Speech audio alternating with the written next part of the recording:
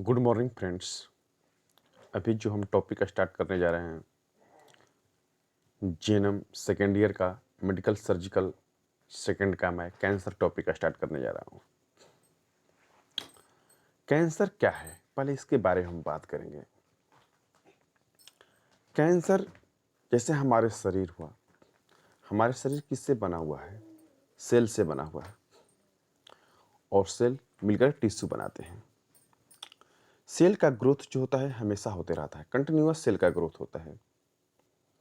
Cell का जो growth है वो कंटिन्यू होता है, लेकिन जब उसी सेल का जो ग्रोथ होता है वो कंटिन्यू होता है, लेकिन वो एक कंट्रोल्ड कंडीशन में होता है। उस पर शरीर का कंट्रोल होता है, जीन का कंट्रोल होता है, डीएनए का कंट्रोल होता है। लेकिन वही सेल जब अनकंट्रोल स्थिति में हो जाता है, मतलब कि उस पर जीन का कोई कंट्रोल नहीं होता है, म्यूटेशन के कारण, बहुत ऐसी कारण है जिसके चलते होता क्या है कि सेल क्या होता है, अनकंट्रोल ग्रोथ होने लगता है।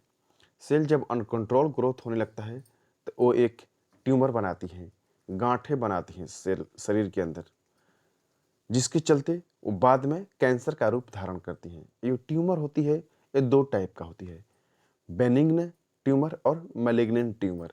जो बेनिग्न ट्यूमर होती है वो ट्यूमर क्या करती है, दूसरे सेल को डिस्टर्ब नहीं करती है। जिस सेल में वो ट्यूमर बनाती है बस वहीं तक सीमित रहती है। लेकिन जो मैलिग्नेंट ट्यूमर होती है वो वहीं तक लिमिट नहीं रहती है, उसका जो एरिया होता है दूसरे भी सेल को वो प्रभावित करने लगती हैं, जिसके चलते जो कैंसर का जो क्षेत्र होता है वो बढ़ने लगता है। और कैंसर एक ऐसी बीमारी है, कैंसर ऐसी बीमारी है जो कि धीरे धीरे पूरे शरीर को ही क्या करता है,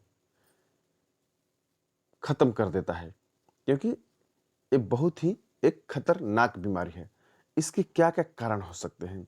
इसके कारण हो सकता है आपको जेनेटिक्स कारण, मतलब कि जैसे आपके परिवार में किसी को कैंसर हुआ है तो उससे भी आपको संभावना रहता है कि हो सकता है, क्योंकि इसमें जीन का बहुत ज़्यादा संबंध होता है।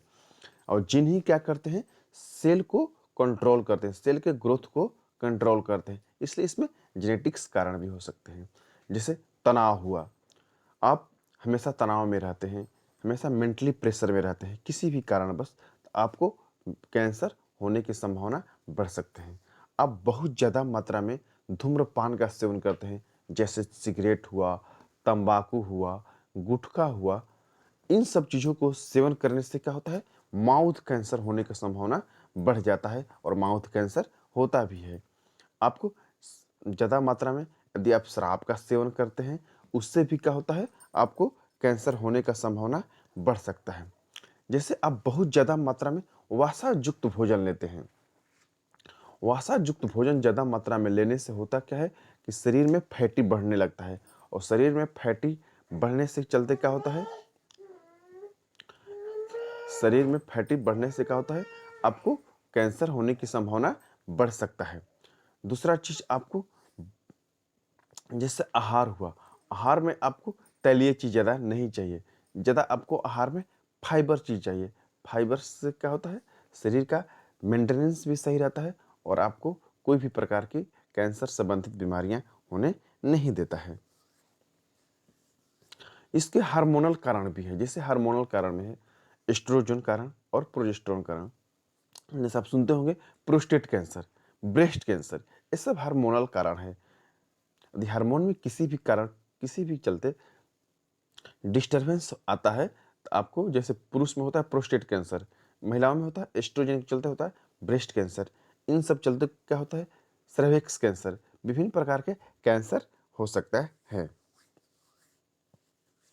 रेडिएशन, जैसे आप देखते हैं कि बहुत से लोग जो होता है जब काम करते हैं, जैसे फैक्ट्री हुआ, चाहे जहाँ रेडिएशन, यूवी लाइट का रेडिएशन हुआ, एक्सरे रेडिएशन हुआ, एक्सरे में काम कर रहे हैं, यूवी में काम कर रहे हैं, तो वैसे परिस्थिति में भी रेडिएशन के चलते भी क्या होता है, जीन में म्यूटेशन हो जाते हैं।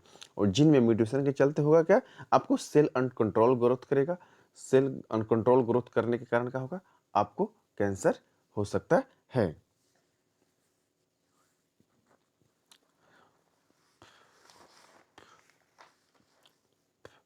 यदि आपका जैसे आहार हुआ, अब आहार भी आपका यदि पौष्टिक नहीं रहा, आहार में भी आप पौष्टिक आहार नहीं लेते हैं, तो क्या होगा, शरीर का जो प्रतिरोधक क्षमता होगी वो क्या होगा, डिस्टर्ब हो जाएगा, और जिसके चलते भी आपको शरीर में कैंसर हो सकता है।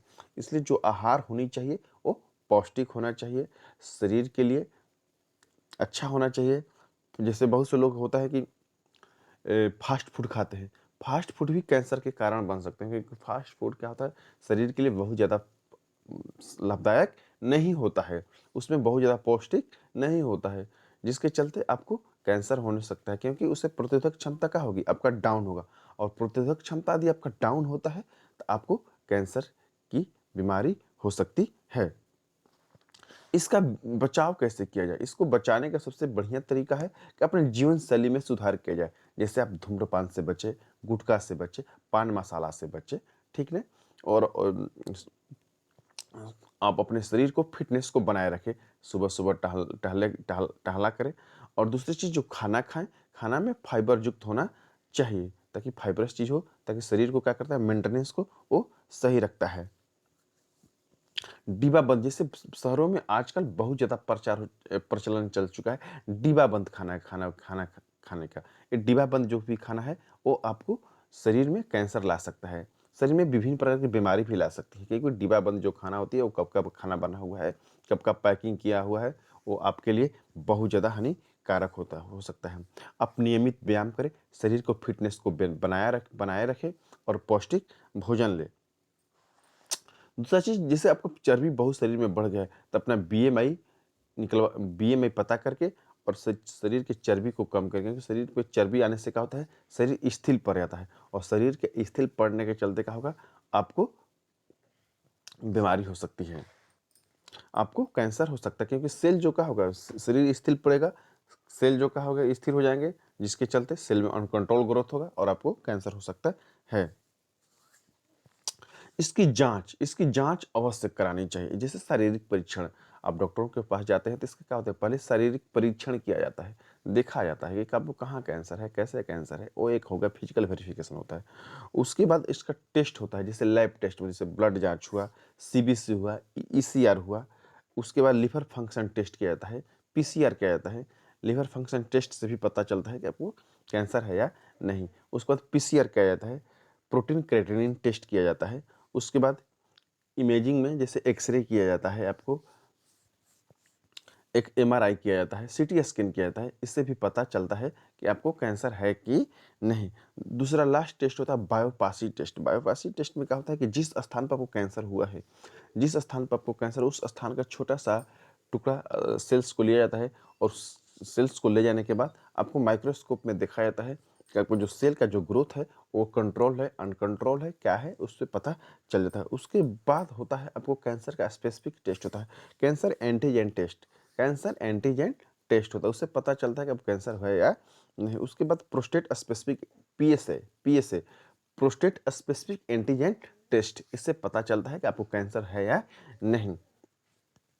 कैंसर है तो आपको कैंसर के लिए आपको इलाज लेना पड़ सकता है। जो डॉक्टरी सलाह होते हैं, जो स्पेशलाइज डॉक्टर होता है कैंसर का, उससे आप इलाज लीजिए। इसमें सर्जिकल का ज़्यादा संभावना होता है।